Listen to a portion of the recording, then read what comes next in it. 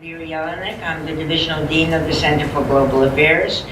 Welcome to our first event of what we call the spring season, although it's not spring yet.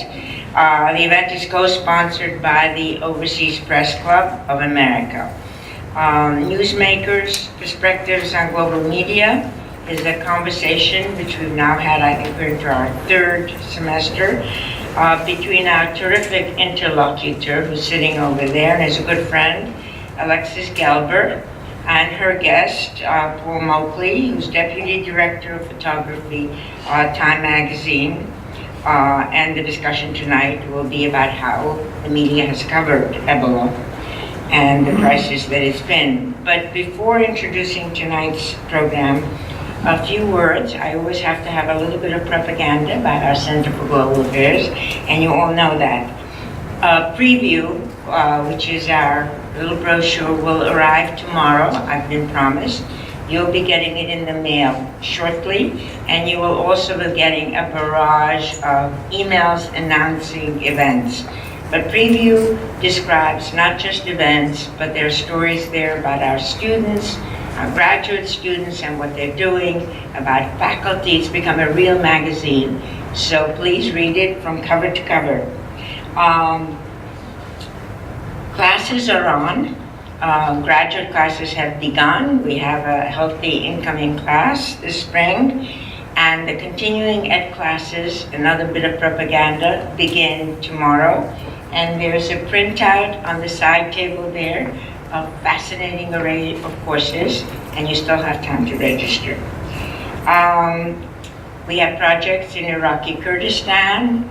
Our students have been recipients, the third one this year, of White House internships, research grants, which provide them with opportunities to apply their learning on the ground all over, from Liberia to Myanmar, Ukraine, and Colombia, among others.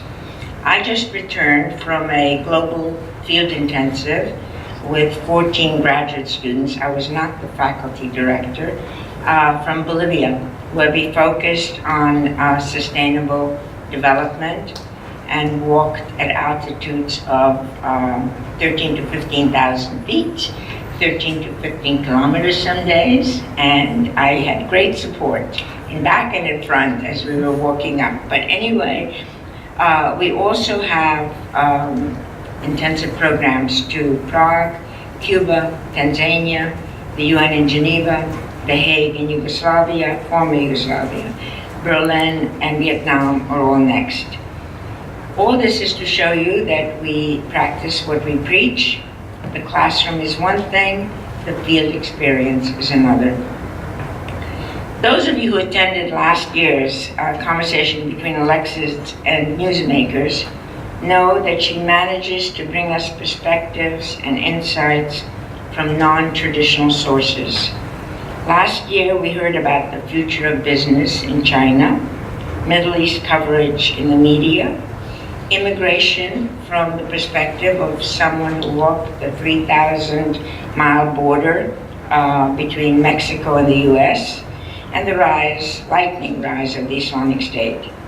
Tonight we cover Ebola with someone who cataloged with photography one community's amazing and successful effort to stem the disease. Alexis will introduce him, but a few words about her. Award-winning editor and journalist with experience in digital and print media. At Newsweek, she supervised coverage of politics, social issues, and international events. In 2009, she became the founding books editor of the Daily Beast. In spring 2011, at Harvard's Shorenstein, she was a fellow at Harvard's Shorenstein Center on the Press, Politics, and Policy. There's more about her experience in your program. Please join me in welcoming Alexis Gelber, who will introduce Paul Moakley. Thank you.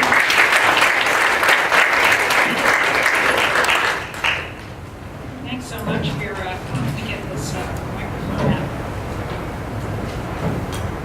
Thank you so much. It's great to see everybody here, and I really appreciate your coming out in this bitterly cold weather and braving the slush and the ice and so on. I am thrilled to be here tonight with Paul Moakley. Paul is the deputy photo editor of Time, photography editor of Time, but also just a brilliant, brilliant photo editor. We worked together at Newsweek and worked on some amazing projects together. Paul always made our written work look phenomenal. We worked together on a lot of health-related issues. We did a phenomenal issue on the 25th anniversary of AIDS. Paul's visual vision for that made the issue the success that it was. I'm also glad that we're partnering with the Overseas Press Club of America. Paul is a member of the board. I'm a former president. And we have Patricia Krantz, the executive director, here in the audience. So thanks so much for joining us. I also want to give a little shout out to Paul and his team at Time. Last night were the National Magazine Awards, the kind of Oscars of the magazine business. And Time had two great honors. First was a Lifetime Achievement Award for James Nachtwey, their brilliant photojournalist. And then Time won the award for Best Feature Photography for their coverage of the Ukraine crisis. And Paul will be showing some of the images of that later on in this discussion. But first of all, we're not going to be talking about Ferguson, but that is a pretty great looking cover. My favorites from the year. But the Ebola story, which Time put the Ebola fighters on their much heralded Person of the Year cover. And it really was a signal of the importance that that story had in the public mind and attention. I'm happy to say that for once, there's an international story that seems to be taking a positive turn. And the World Health Organization just recently reported that Ebola cases in Africa are at their lowest level in 7 months. There have been, but it's taken quite a toll, 22,000 cases since the outbreak began and 8,800 known deaths. So it was really a crisis of great proportions. Paul, I thought maybe you wanted to start and sort of talk a little bit about what you do as a photo editor, because that's the way, that's our sort of insight into how this coverage of the story is going. Sure, it might be easier for me to just start over there. Sure. Sorry, we're going to be so far apart.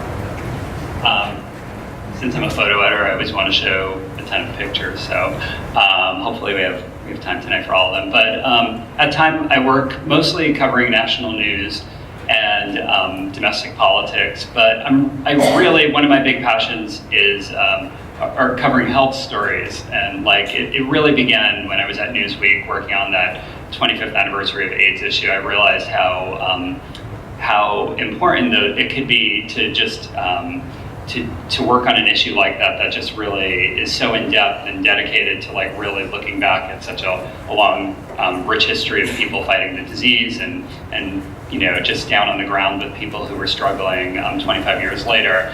But so I've always loved health stories since then, but this is just a few examples of what I do at Time. This is our cover from Ferguson that week.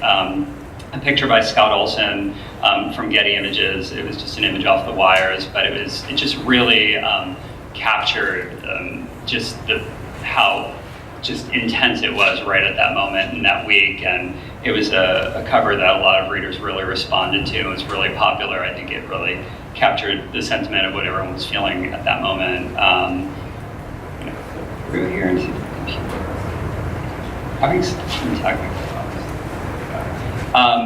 Sometimes I never know what I'm going to do each week. It's a weekly, so this was a transgender cover that we did, and we decided to use Laverne Cox on the cover as a transgender actress who has just been a spokesperson in a major way, and it was a great collaboration with her. We really worked hard to kind of figure out a cover that would really work to tell the story of all these different people who are really fighting for transgender rights this year.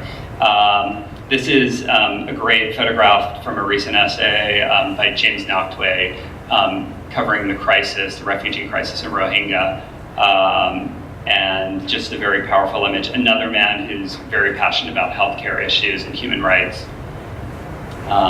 More from Rohingya camp, where it's basically a big work camp. He described it as being at a concentration camp. And then in the middle of the summer, right before the Ebola crisis really started, this horrible attack happened on this plane, and photographer Jerome Cicini was there before anyone else was on the ground. He was there before the ambulances showed up, before any police were there, and he said it was one of the most. He said he's dealt with a lot as a photojournalist. He's seen people die in front of him, but he just never saw regular, everyday people just sprawled out dead before him. And it was just an incredibly intense experience, and this is one of the most powerful pictures that he saw. And from the moment that I just opened this picture up on the computer, I just knew it was just an incredibly powerful picture, not only for just documenting how just in, just the criminal, act that happened, and just how brutal this moment could be, but just it is also captured in quite an artful way, and it's an amazing piece of photojournalism. And then later on in the summer, I saw this photograph come up on the wires by a Getty photographer, John Moore, and the next day I saw it in a spread in the New York Times, and they did a really beautiful spread with a bunch of photos from John, and this photo just grabbed me, and I knew at this moment that the Ebola crisis was really, I heard rumblings about it building up, but I knew at this time that it was just it was becoming a major crisis. And this photograph, I think it's so powerful, and it really sums up the essence of what the story is about. It's this very human story, and in this photograph, this woman's with her husband, Ibrahim, who at this moment collapsed on a concrete floor and hit his head, and moments later after this photograph he died. But this woman standing there with her hands on her head, and it's just this helplessness. Like, Ebola basically prevents you from just acting like a normal human being and reacting in the way that you want to, and just to take care of people in a very normal human way. And it just kind of goes against all our instincts, and I just think this photo really is one of the most powerful images from last year, and really set the bar high for what the rest of us were going to do when we're covering this story. This is some of other John's other work, and I spent a lot of time talking to John, and we actually did a long interview with him. It's on time.com if you want to see all his work from the year. But you could just see the weird alien nature of covering this disease, where you can't be human, you can't touch people, you are constantly in this state of fear. And I think this image is really interesting with this child and this man in the spacesuit.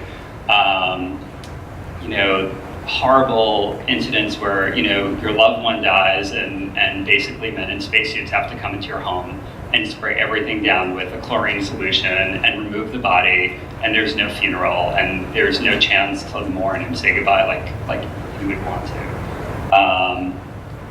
And John was very courageous. He spent a long time there documenting the story at the beginning of the crisis and at the heights of it.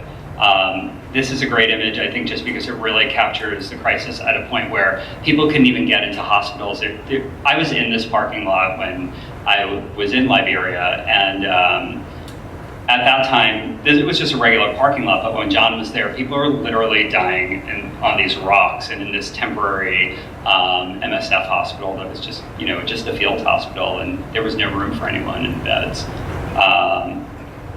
And again, another photo just shows the distance that you kind of have to keep, and an image that the Liberian government, I'm sure, didn't want people to see, but just these mass cremations that were happening at night. The bodies were being taken away from the city. There were no burials, no funerals, and people were being cremated en masse.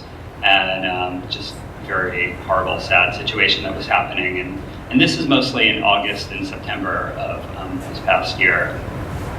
And this is just to give you a little bit of a glimpse of what it was like for John Moore to be covering the situation. He's not completely covered, but he's in protective gear and gloves, and even his camera's covered in like what you'd use to cover a story in like the rain or something. But everything is covered when you're there, and everything is sprayed down with chlorine.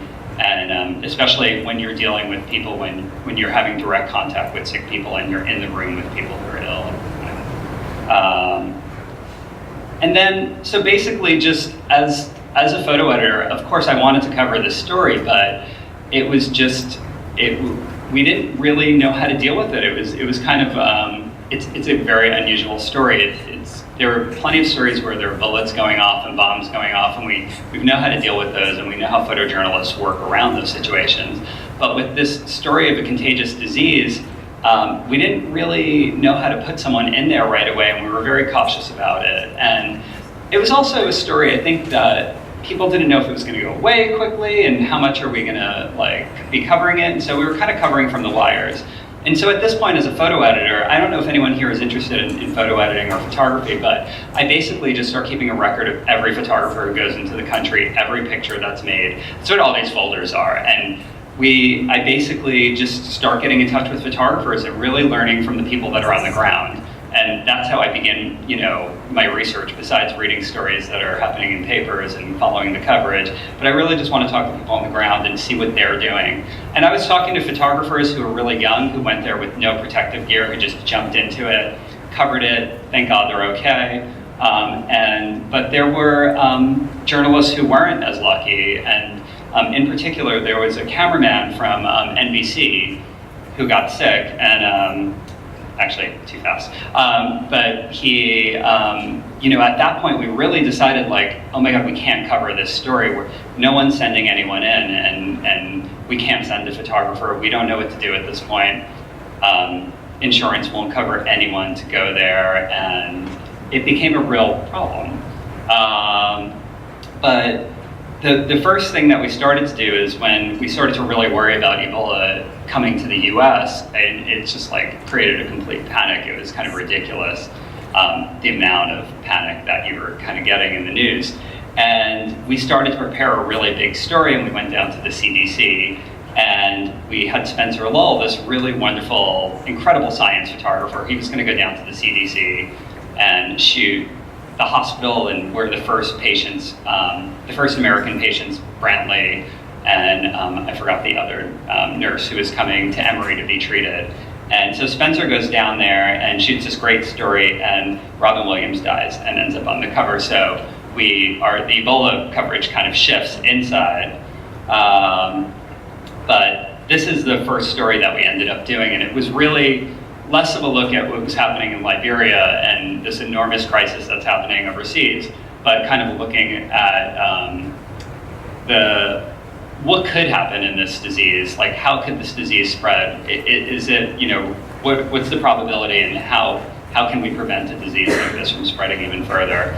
And so it was mostly looking at it in a very clinical way. Here we photographed somebody from the CDC who was basically showing us how you would dress to treat an Ebola patient. And at this time, it was accurate. And then, like, the rules changed very quickly. Like, you wouldn't have any skin exposed in just a month from this point. But this is the very first story. This is inside the CDC headquarters. It's very formal, kind of clinical photography. And then we picked up images that were happening in Sierra Leone and Guinea, where the first case was, and over in Liberia. But then a couple weeks later, I was at an OPC meeting, actually, and it was 8:30 at night, and Spencer knew we were doing another Ebola story, and he really wanted the cover. So he shot the cover overnight, stayed up all night, and made this image. And it was a great illustration to kind of look at, the next wave of stories we were doing. And these are just different treatments, just to kind of talk about, how we illustrate these stories. This is just an illustration by Ben Weissman, who's a great illustrator. And then it goes into the incredible work of Daniel Barulak, who worked for the New York Times, and he covered Ebola more than any other journalist, I would say, on the ground. He spent 94 days there this year, an incredible amount of time. I think more than anyone that I know of, definitely more than any other photographer. And his photography was outstanding. I think he did an incredible job. And this is a great image of a healthcare worker being sprayed down with chlorine solution after they remove a dead body.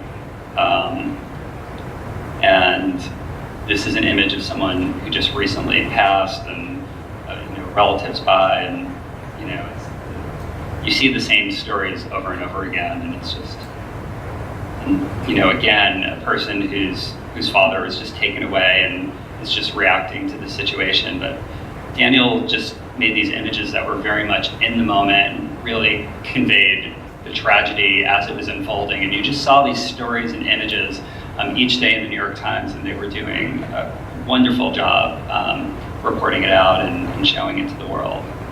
And this is just another picture of Daniel's, which we were hoping it would be the cover at one point, but it actually really cropped beautifully into an amazing cover, but we unfortunately didn't get to use it. But Alexis, at this point, do you want to start? Yeah, I mean, I'm wondering if you can talk a little bit about the kinds of precautions that photographers have to take. I mean, you mentioned it a little bit, but it's, we had an event last time in discussing this film that Frontline did about covering ISIS and the kinds of difficulties that reporters have going into not just a war zone, but a terrorism zone.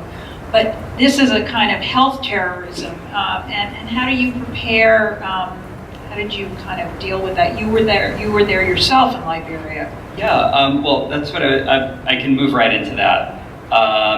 Basically, we started talking about doing the Ebola healthcare workers as the Person of the Year kind of late in September, but we weren't sure if we're totally doing it. And Person of the Year is a really complicated issue to work on. It's still one of the best kept secrets in journalism. It's never been leaked in 90-something years. It's highly secretive at work. There's about 8 people who work on it, and even if you're on the team, you don't know if you're really working on it. Even when I was in Liberia and Ferguson was exploding again, I didn't know. I thought, are we going to lose the cover? Is this not going to happen? You don't know. The editor-in-chief basically has up until the day before it's published to decide what she wants on the cover, and so you're kind of, you just keep working on your story and you hope for the best. But so, with the crisis, the way it was happening, and with all the precautions that were happening, and everyone just freaking out over Ebola. I don't know if you remember the evening when Ebola came to New York, and just everyone, the level of freak out was really interesting. I remember being on the subway the next morning, and it was just so silent. I just feel like everyone was really subdued by their nerves and what was happening. And we really didn't know what to do, and I just kept talking to photographers, and they were frustrated. They wanted to get someone out there. They wanted to be out there. I wanted to get someone out in the field really covering this for us, and we were finding so many interesting stories. We were hearing about villages that were just decimated, and there being orphans, and there were so many angles to cover it from, and there was just the New York Times doing a great job. We felt like there were so many other stories that we wanted to get into, and but we couldn't send anyone. It was just really impossible because there were so many complicated insurance issues with we basically decided at one point that somebody on staff could go. And so we had our writer, Erin Baker. She went in August, and then she went again to work on the Person of the Year issue. She's an incredible reporter, but she's on staff, and she's completely covered.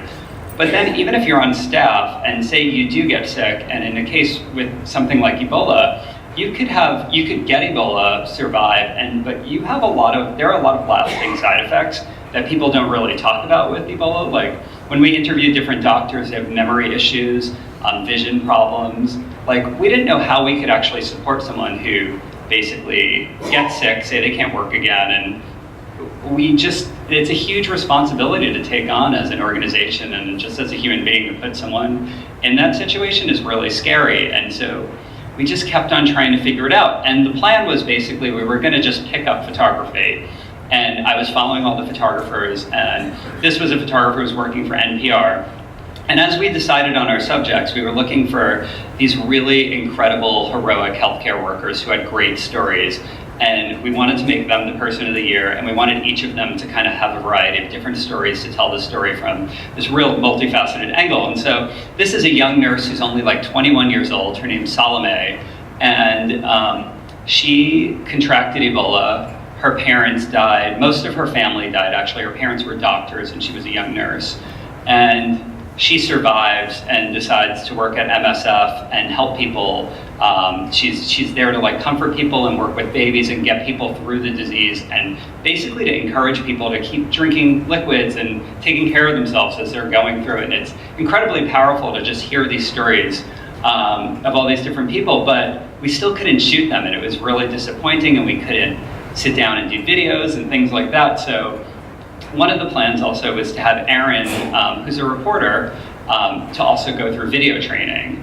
And Erin had to learn video and sound. We made a rig with her with an iPad and different sound equipment and lens. And she was going to go out there and be a video reporter, a reporter. It's kind of like, I think you were just talking about untraditional journalism. And these days, like all the rules are, there are no rules. Like you kind of have to be enterprising, and you make up your job as you go along. Like I'm a photo editor, but I also, end up doing videos sometimes, and it's something that I'm truly interested in, and video and photography are very close, but sometimes I have to end up writing or doing just about everything. But I think a lot of us are in the same situation, But basically, we had Erin go out and decide, like, she's going to tell the backstories and meet these people, and just report out all these photos. So we could run the photo and a great story about what this person's gone through.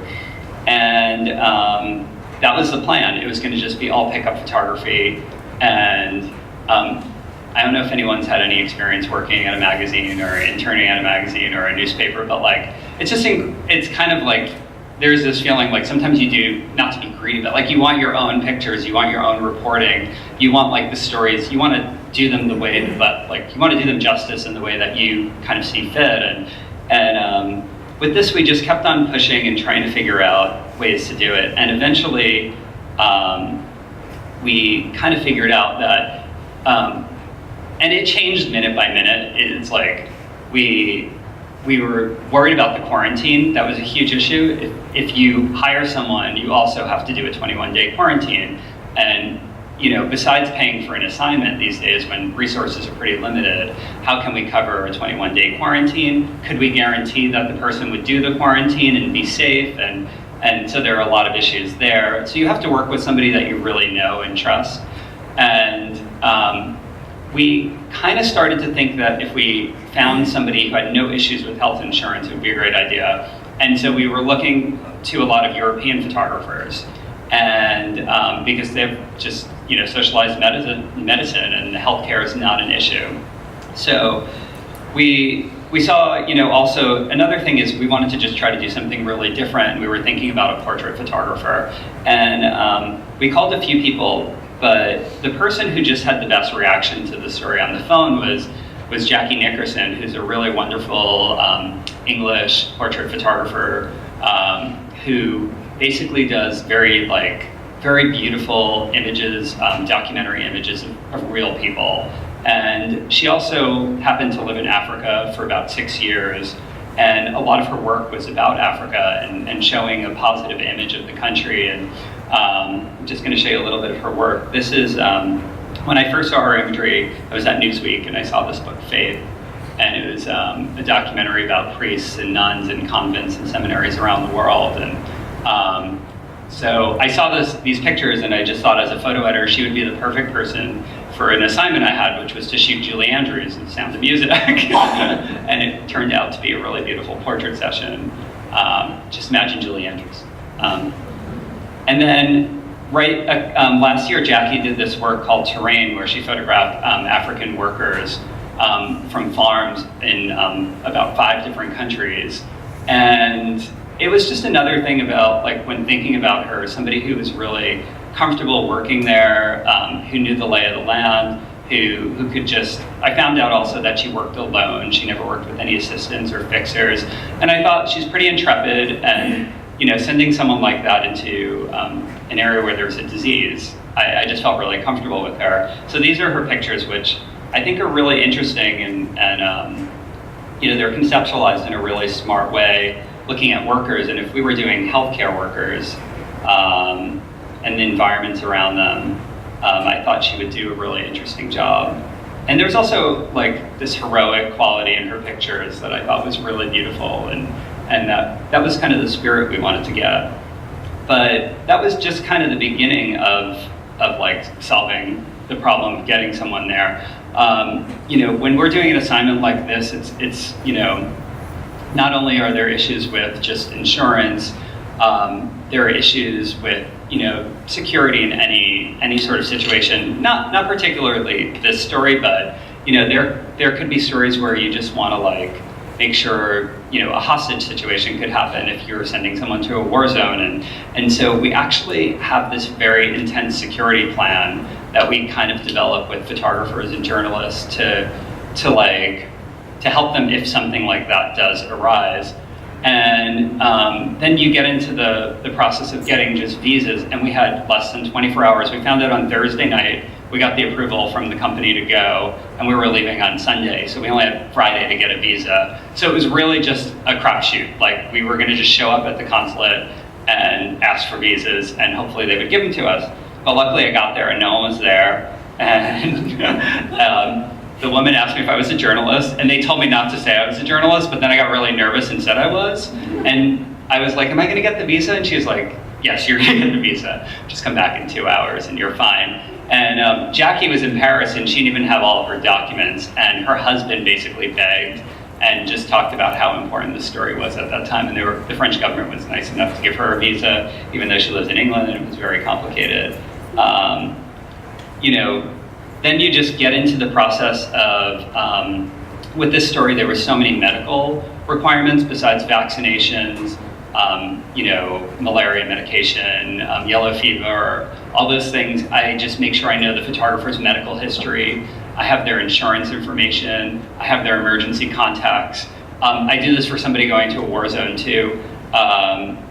We had to get all this medical equipment really quickly to have the protective gear, the complete PPE, boots, gloves, enough to wear it for, we were only going to be there for 5 days. And that was another thing. We also, a part of the risk that we this is the way we sold it to the company, maybe, I don't know if I should even be saying that, but that if we went there and got sick, we wouldn't have any symptoms of Ebola until we got home, because we were going there for such a short period of time. So we would end up in an American hospital, which sounds really scary, but that was kind of the deal. We go there for a short period of time, we parachute in. 5 days was a good amount of time to do a bunch of portraits and leave. But that was part of the deal. We couldn't stay longer because they were worried about us getting sick there. And another complicated thing which we had to do was set up an air charter, which is incredibly expensive. It's about $250,000 for an air ambulance. They're not resources that most magazines or any publications really have these days, but that's what NBC had to do when they had to fly a crew home.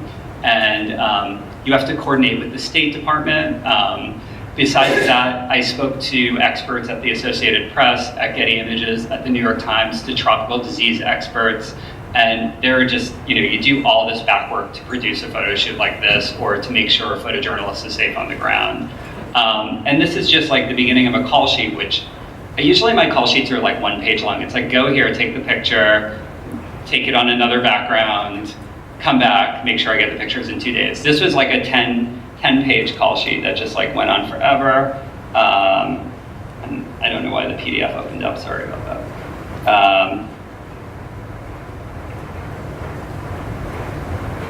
But you do that sort of with the security plan. And then we were also looking at the CDC information for Ebola. It's very interesting. Like, there are different levels of contact. And so with us, we weren't going to be touching anyone who was infected with Ebola. We're not healthcare workers, we're not doctors. So because of that, you actually don't have to do a full 21-day quarantine. You have to monitor for 21 days and just watch yourself, be careful. We decided to do a 10-day quarantine where we didn't work in the office and didn't travel, and just to be safe, because the doctor that we actually featured on the cover told us that if you don't have it between 5 and 10 days, you're totally fine. So we really trusted him. But the CDC actually wants you to do a 21-day monitoring period. If you're in direct contact, they want you to do a quarantine. But there are all these different layers, and it was really complicated, and no one knew what was going on, and it took a lot of time to figure this stuff out. But we decided on this active and direct monitoring approach. Another thing I have to do is just as a photo producer, you go to the bank, you have to travel with a lot of cash. You're doing everything yourself. You're packing up protein bars for the photographer and food and doing all this incredible shopping in 2 days. And this was just a little snippet of my hotel room, the boots that I never wore until the last day.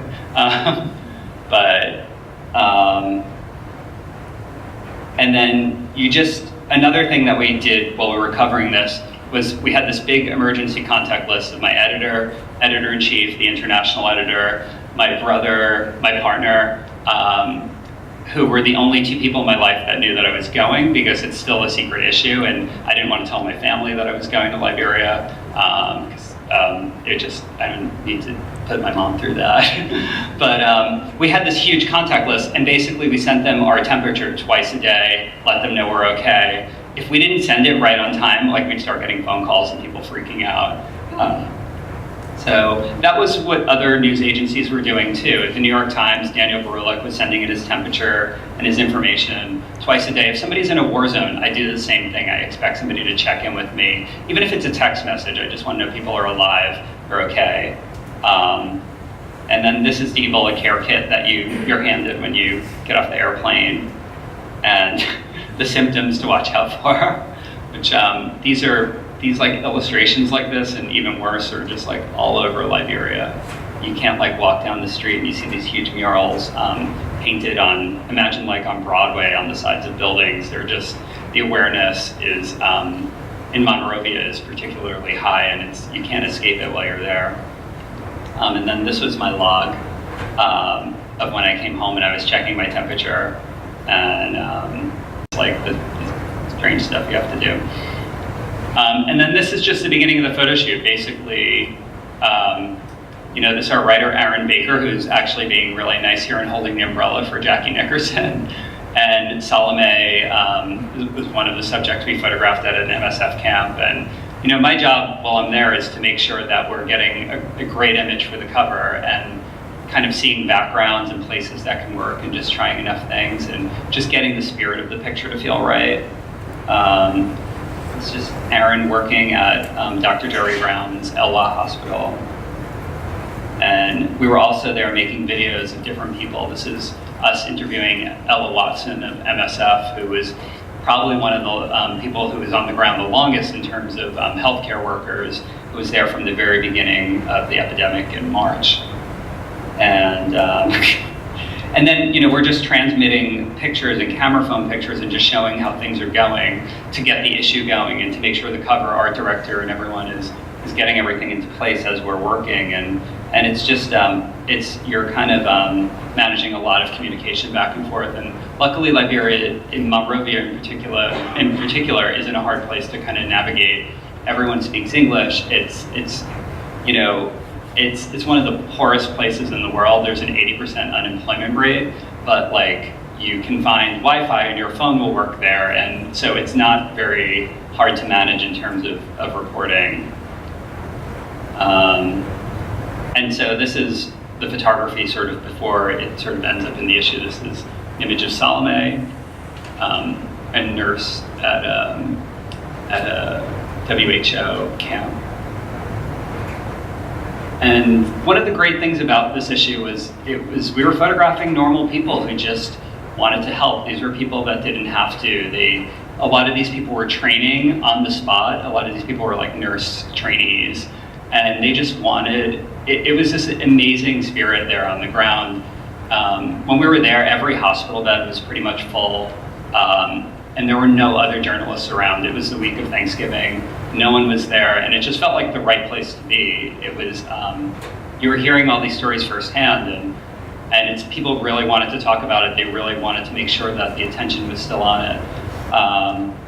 And as a journalist, you don't always experience that. Sometimes you go to a place and there are a million journalists and people are running away from you. But here it was so warm, and Liberians are just naturally warm and friendly people.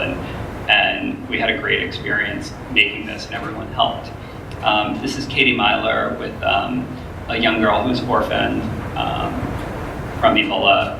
Both her parents died and a lot of her family members. Her name's Esther, and she was taking care of her. She runs an organization called More Than Me, which is it's the only free school in Liberia for young girls. It's an amazing organization that we visited, and she actually ended up opening up an orphanage kind of spontaneously to take care of some of these kids, because they would have ended up in hospitals and God knows what would have happened to them, and they could have contracted it.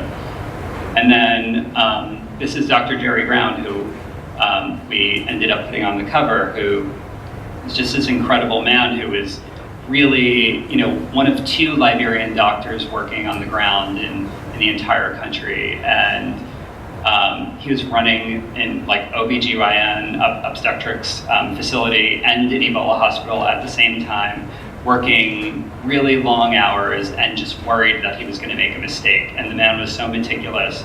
And we actually made this image while we were watching him get dressed, and he literally turned around and shot a few frames, and this was like the picture. But we were just like trying to shoot him as he was working. Like, it's one of those things you don't want to even stop someone, because you're kind of getting in the way of their work. And we decided to end up doing 5 different covers. And this is an ambulance driver with an amazing story, Photoshoot Gala, who still back at work now, and he contracted Ebola and survived. And Dr. Kemp Brantly, who was an American doctor who contracted Ebola and came back and luckily survived, and he was one of the stories that we had in the issue. Alexis, do you have any questions? No, I'm just, I was just looking. Or if anyone has any questions, please. I was just looking through my notes, and the ambulance driver had this incredible quote that was in this one. It was in the story that ran in this issue. He said, "I've never experienced anything like Ebola. Ebola pain, don't stop, don't stop." It was just kind of one of the most, terse and kind of graphic. He was just like one of those incredible, like hyperactive, high energy people that you couldn't even imagine that he was ever sick. And he runs, it's really insane, but there are only 8 ambulances in the entire country.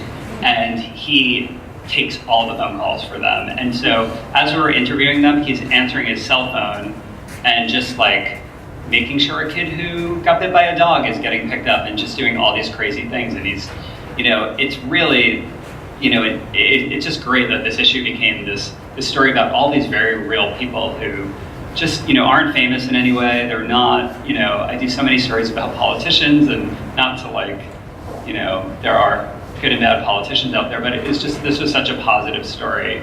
And this was the opening of the issue, the ones who answered the call. And this is just, I love that we opened it up with just like a generic nurse, like somebody who was just training, going in to fight.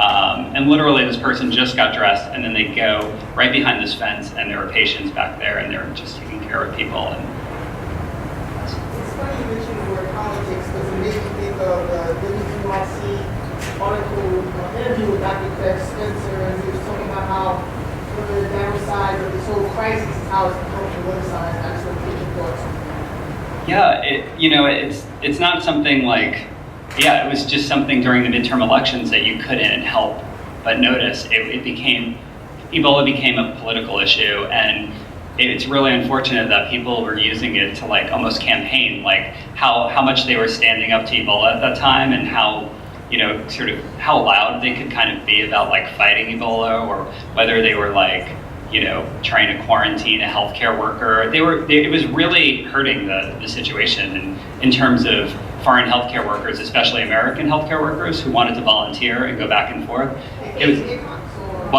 Like Casey Hickox, yeah. It was making it really hard for them, I would say. Our former colleague, Sharon Begley, who's a science writer for Reuters, now had this incredible tweet at the time that Casey Hickox was being quarantined and in just kind of unspeakable circumstances. And she said, this will, you know, will we look back on this day as a time when healthcare workers trying to do good were treated like terrorists? It's true. I think that's a great way to sum it up. Yeah, it did become a political issue. It's like, I just remember Chris Christie and like, I don't know, it was a very intense time. Yes? Can you discuss a little bit about the decision-making and focusing on Liberia, say, as opposed to Sure. At the time, on things, actually up until the day the issue came out in December, Liberia was hit the hardest in the entire crisis. I would say just at the time we started to photograph, the tables, the numbers kind of started to change, and like Sierra Leone began to surpass Liberia in the number of infections. But still, Liberia had the most fatalities, the number of cases, and that was mainly the reason why we went there. It was still the hardest hit at the time, up until the day it came out. So I think it was interesting to go there also, and just to see the beginnings of it starting to become under control, like to get under control. It was an interesting part of the story to see if it, you know, what was going to happen there, and you know, we always want to do stories that kind of push forward and kind of make you keep, you know, you keep thinking about, and so that was another reason for choosing it.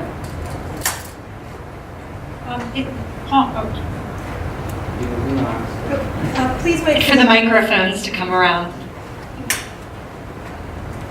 Hi.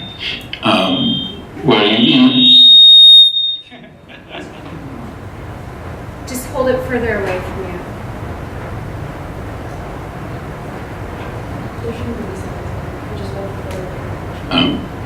Yeah. Probably Hold it just further ask. away from you.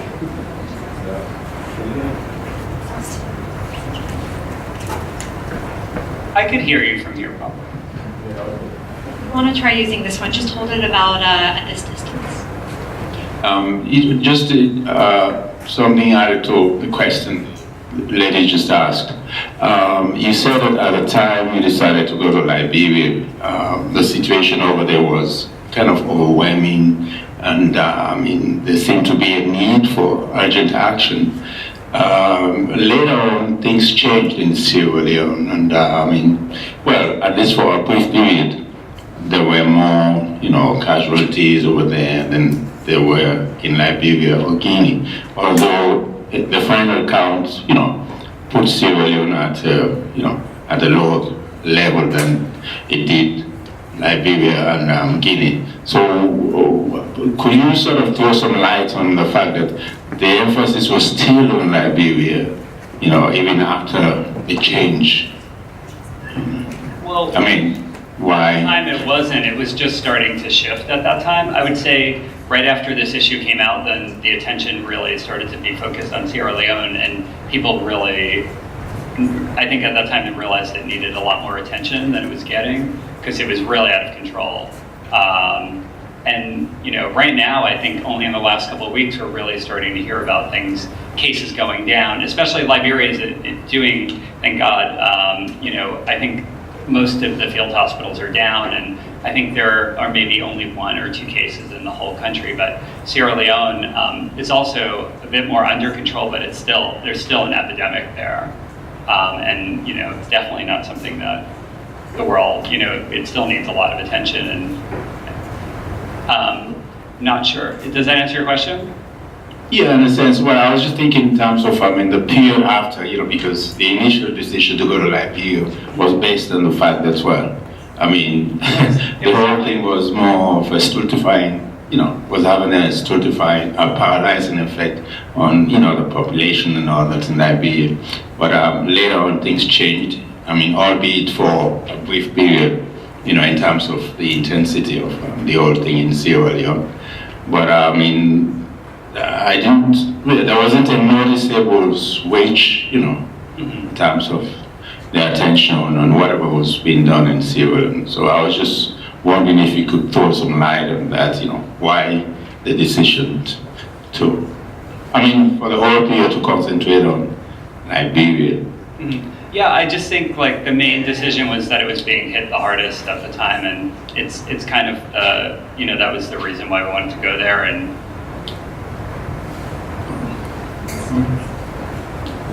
Speak out, so. One of the things that has struck me about Liberia is the community involvement and community action. And I don't know enough about, I know the statistics about Guinea and Sierra Leone, but to what do you attribute that sort of, because I think this was a humanitarian crisis and a health crisis where the community really pitched in. And I wondered whether you gleaned anything about this. Was this something that was there from historical experience? Is it something, because I just wonder, would we do the same thing here, you know? Yeah, it's a great question. Like we were just talking about yesterday, like the difference in New York, like after 9/11 compared to like, you go from New York in 9/11, you go through this horrible thing that in a way unites a lot of people and changes sort of the feeling of the city. And then you go to the blackout, and somebody was talking about during the blackout, like it was like people wanted to be crossing guards all their lives and were out in the street directing traffic, and New Yorkers just really like came together. And I think since that, like going through something like that really changes everyone.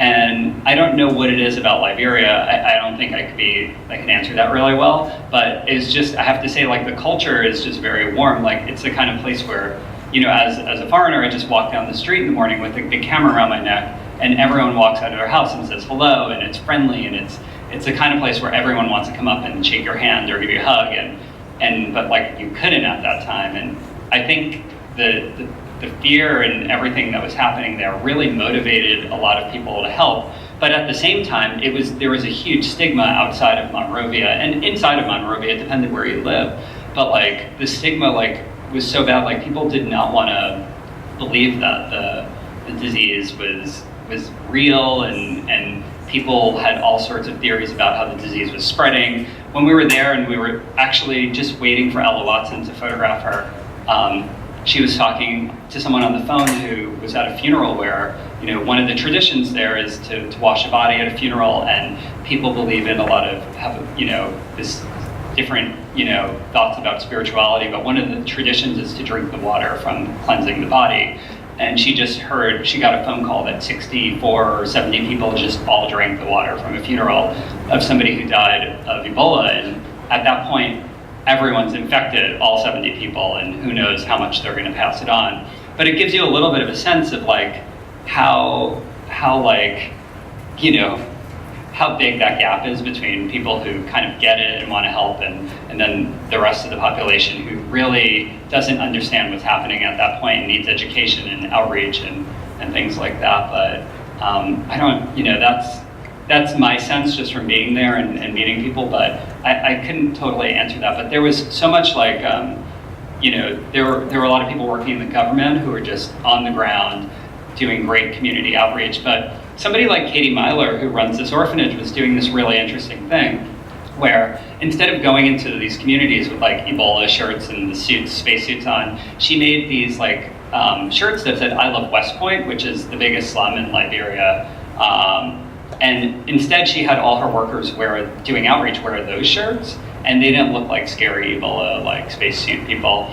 And they went out into the community, and people like really reacted to them, and they were able to like connect with people and teach them more. And it was just like this small thing that was happening on the ground, but it was a bunch of those things that were happening. People just like figuring it out as it was going along, and just being, enterprising and kind of amazing in this like horrible time.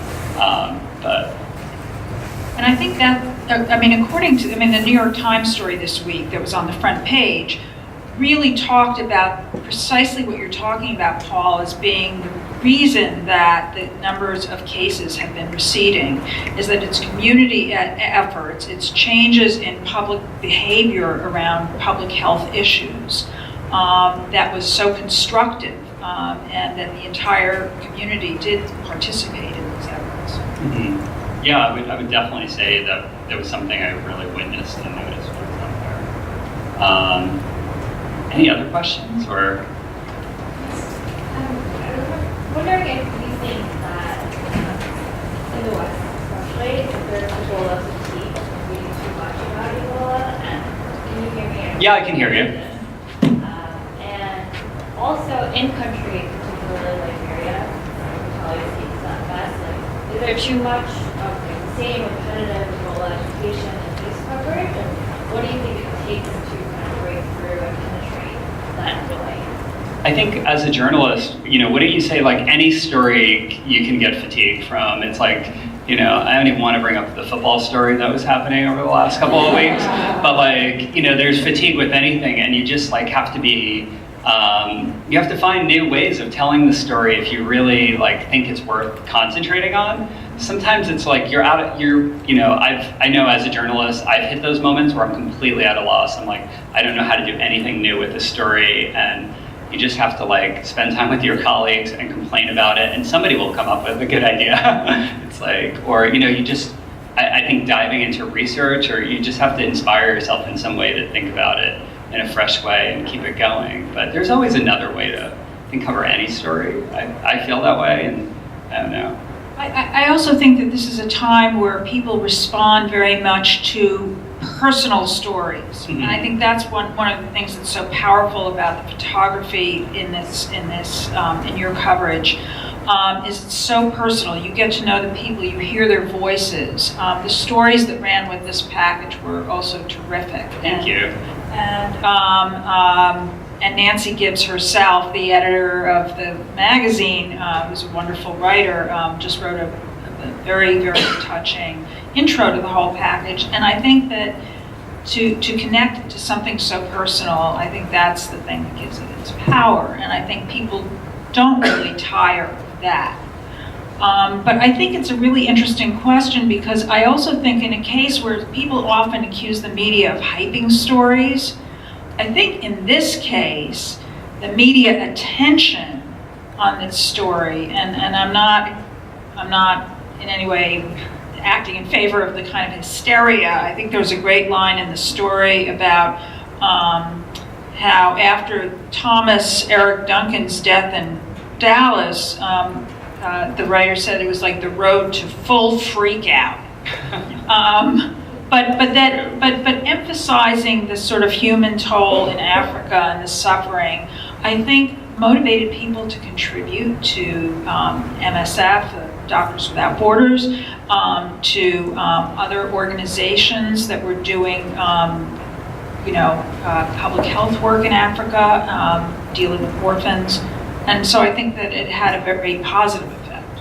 Yeah, I think I agree with that. And I think, David Vendrelli is an incredible writer, did a great job kind of weaving all of Aaron Baker's reporting together. Aaron was really on the ground getting these personal narratives, and David Vendrelli was kind of the writer who was like just weaving everything. I don't know if anyone's had the experience of working with writers like that, but it's a news magazine formula, I would say, that worked very beautifully in this issue. And I'm just going to click through some of these, but this is kind of how the layouts went. You had these great big photos, and the personal narrative running along with the larger narrative of the entire piece. And here you have Ella Watson Stryker from MSF, lives in New York actually, and along with these giant spreads of photos, which as a photo editor I'm always proud.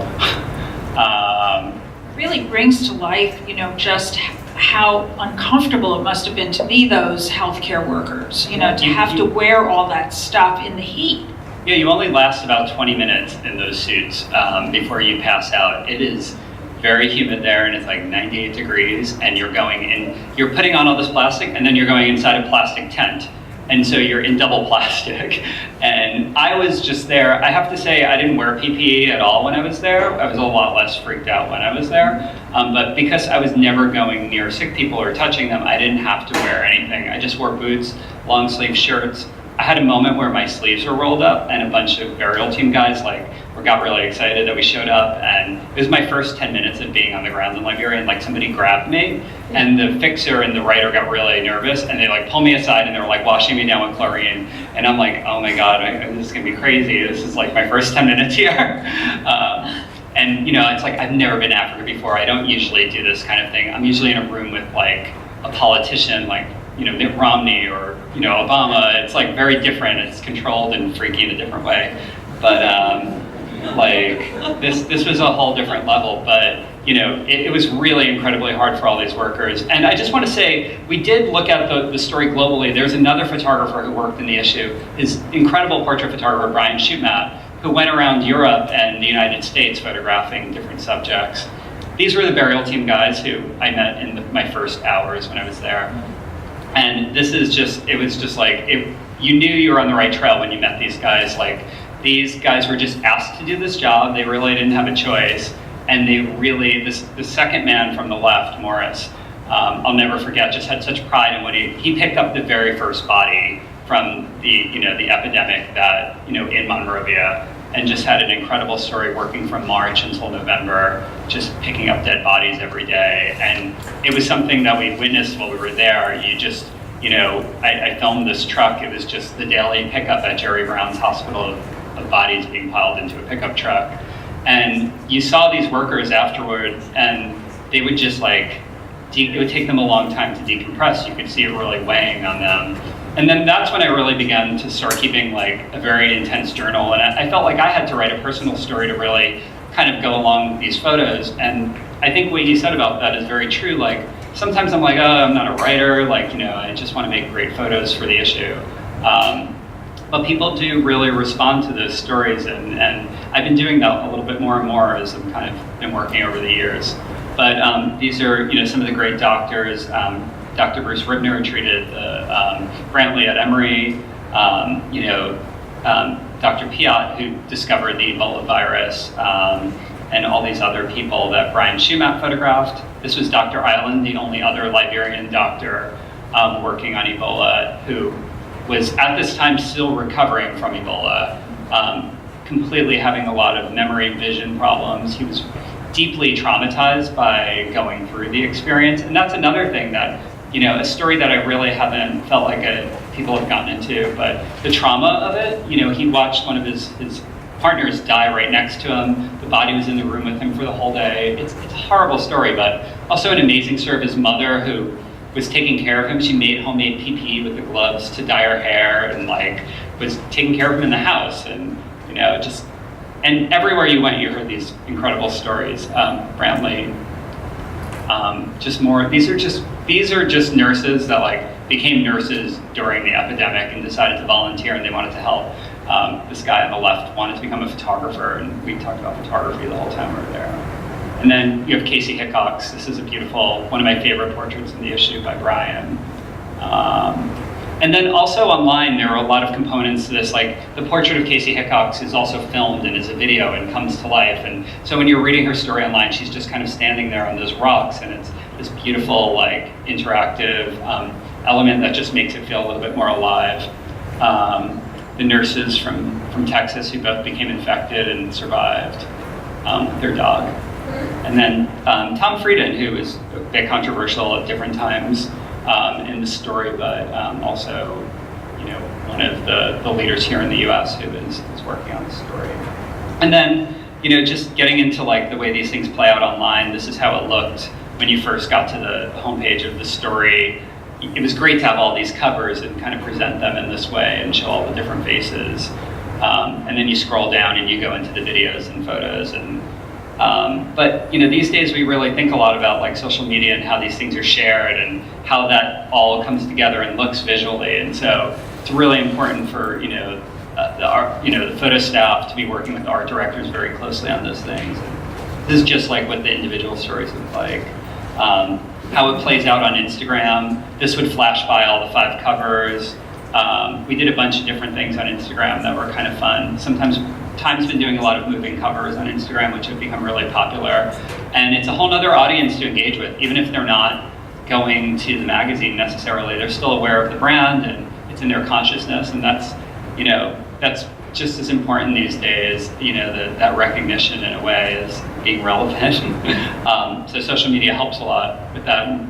Casey Hickox on Instagram. And this is the moment where Jerry Brown saw himself on the cover of Time. And it was amazing. Like, I wasn't following this reporter on Instagram, but Kira Pollock, our director of photography, was, and she just freaked out when she saw this. And we wanted to share it, and just beautiful. I was with that nurse, like, when we were photographing him, and in that little area where all the stuff is drying. He was just a really incredible man. You get to read the issue, but there's so much I could get into, and I feel like we're going late. So if you have any questions or anything that I can help with. So, I was actually going to try to leave to the side of that thing, but I thought I was going to be publicly. Thank you. We work in Liberia, and since, we've been dealing with trying to help our grantees on the ground since August, and the press that's come out about Liberia and Liberians has been extremely frustrating, and I think it's also true of Sierra Leone and Guinea. It's been very frustrating because very little until the Time magazine article actually showed the people of those countries actually involved in the caring of their citizens. And it's been heartbreaking, it's been brutal, it's made me very angry. And so I just want to say thank you so much to you and your team for actually showing. 2 of our grantees were in the spread, and it's that's great. Amazing. It's amazing, and we want to make sure that they see their picture, and it's just amazing. So just thank you. You're welcome. If you don't have a copy of the issue, I have one here if you'd like it. But thank you. One for, might not be part of your photographic background, but does Time particularly plan a follow-on to this when you're out?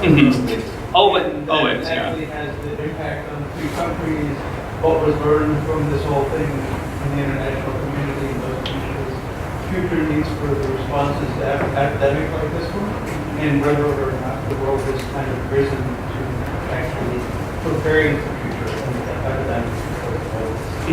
Well, yeah, I think I was joking a little bit about the coverage. In the beginning, I had that frustration where I was like, oh, this is a huge story overseas, and we're not focusing on it. We're going to do this story about the freak out in the US. But that was a very smart story about what does happen. How does the world deal with a global pandemic or some huge epidemic? And it was a very smart story, and I don't want to knock it.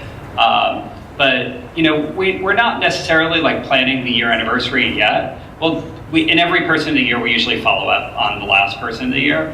But, it's still a story that's being played out. So we might do it in the next couple months. We're still following it and reporting about it online. So it's definitely something we're thinking about and we'll follow. And I think we're putting up a new gallery of John Moore's pictures tomorrow. He's there photographing the schools opening up for the first time. 5 million kids in all those countries weren't in school for a bunch of months, and they're all going back to school as of yesterday, or today actually. So we're still definitely following it. I was just curious if you had any advice for career journalists, photojournalists who are going over to cover something like this, what to prepare for. I'm sure money is a huge thing, but other than that, what kind of preparations that you need to take?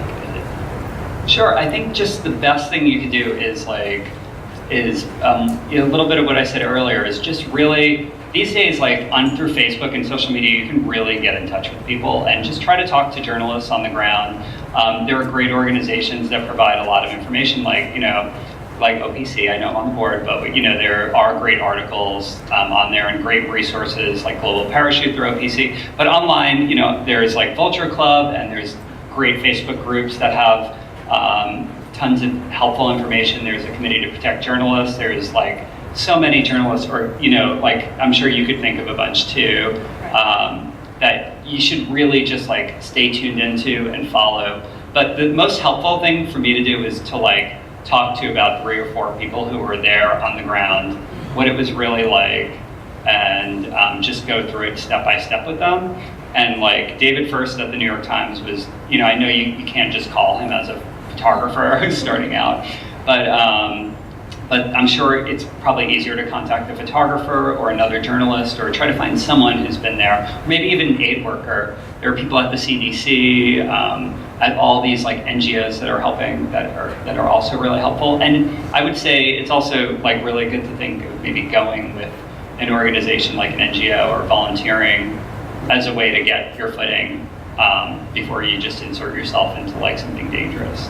But it's a hard question. Like, I never want anyone to risk their life, but like, of course, we want to see these stories being covered, and I think you have to find smart ways to cover around the edges and get your bearings before you really get into a situation.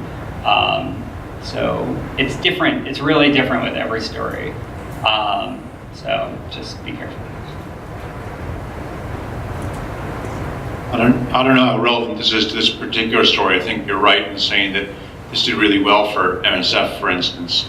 But you were talking about earlier on the idea of sending someone over there and wrestling with the idea that you'd be putting them at risk.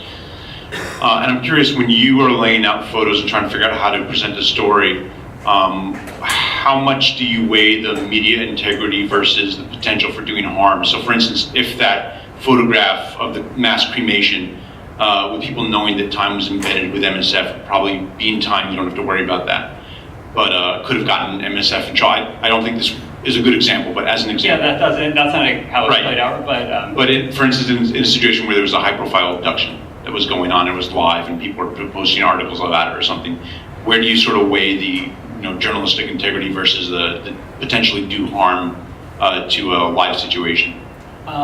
These are really long conversations. Well, sometimes they happen very quickly, but we just try to get the smartest people in the room, or get in front of your editors, or and you also have to have a good amount of news judgment that comes from experience. But like with any situation, whether it's that body laying in the field in the Ukraine, there's a long conversation that's happening about that picture and whether or not it should go up. Like, is this family member recognizable? Has their family member been notified?